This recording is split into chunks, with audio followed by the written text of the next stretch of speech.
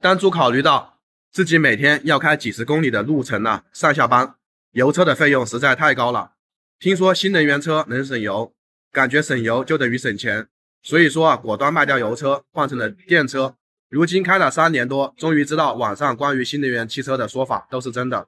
开了3年的电车，受了很多苦，发现电车的优缺点非常明显。现在电车平均能耗是15千瓦每小时，每100公里家里有充电桩的话，等于说开100公里也才花10块钱不到。就算是没有家用充电桩，在外面一度电1块5，开100公里45入也才23元。而油车呢，一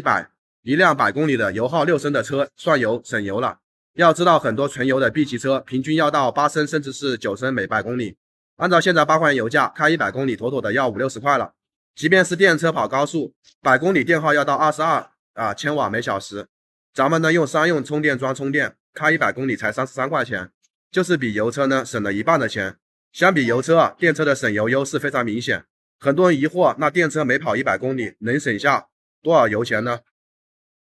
一年呢开2万公里，开个8年，等电车的电池报废的时候，不是妥妥能省一个新车回来吗？一年跑2万公里，开油车就要花1万块钱去加油，而开电车的话，一般就是2000块钱。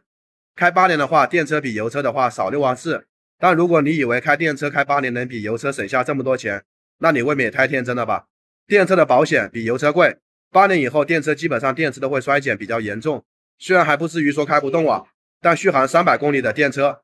本身续航达成率就只有 70% 左右，8年后续航可能就只有100多公里了。这个情况下，一个30度的电车换电池需要2万5左右，再加上电车的每年的保险比油车贵1000左右，8年下来实际上电车就比油车省了 3.1万。虽然现在油车跟电车价格差不多，但开了8年的油车和电车二手价格超了1万肯定是没问题的。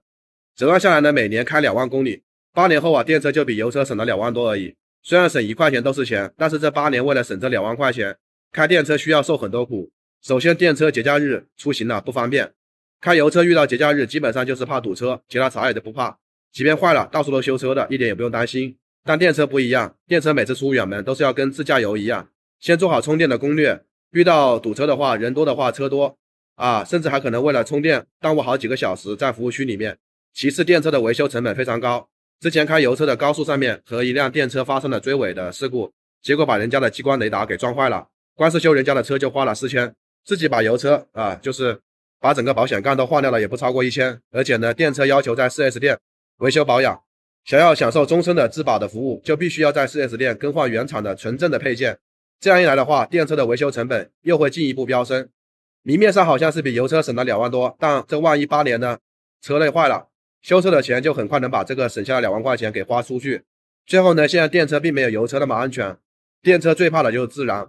现在电车都是3元锂电池或者是磷酸铁锂电池，这种电池容易出现热失控，造成起火甚至爆炸，一旦发生自燃很可能就会难以扑灭。所谓的救火往往都是只是能控制火势，给车的人更多的逃生的时间而已，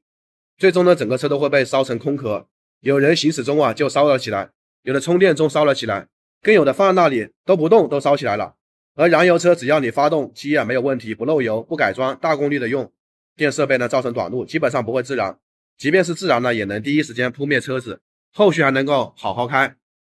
所以油车在二手车市场上面有很大一部分是火烧过的在卖，但电车就难了。总的来说大家选电车的时候图新鲜，想玩电车，有一部分人呢图省钱，家用压力也不大。但如果你开的比较少，那电车省不了几个钱，即便能省也会就是说在用车过程中受很多苦。想买电车的朋友，我觉得可以等固态电池出来再入手吧。